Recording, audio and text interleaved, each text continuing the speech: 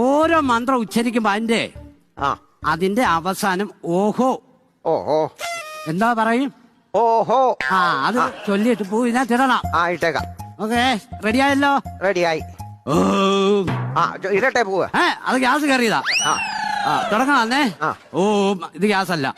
ഓം കോടാമഞ്ഞിൻ ഓഹോ താഴ്വാരയിൽ ഓഹോ കാക്കടമ്പ് പൂക്കുമ്പോ. ഓഹോ ഹോ ഹോ ഹോ ഹോ. ഇത് പുള്ളി പൊരിച്ച പുള്ളിയാന്നല്ലോ. കേറുവോന്ന് സംശയമാണ്. എന്റെ എങ്ങനെയാലും കേറ്റാൻ നോക്ക് ഈ നാശത്തിന്. ഞാനത് കാര്യം ചോദിക്കട്ടെ, ഇയാളിന്റെ വലിപ്പം ഒന്ന് പറയാവോ? വലിപ്പം എന്ന് പറഞ്ഞാൽ എന്റെ പൊന്നു സ്വാമി ഒരു 6 അടി പൊക്കമുണ്ട്. അതുപോലുള്ള ശരീരം.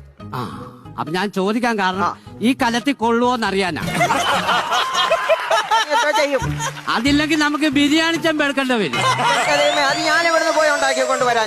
ഞാൻ ചെയ്യണം. എന്തോ ചെയ്യണോന്ന്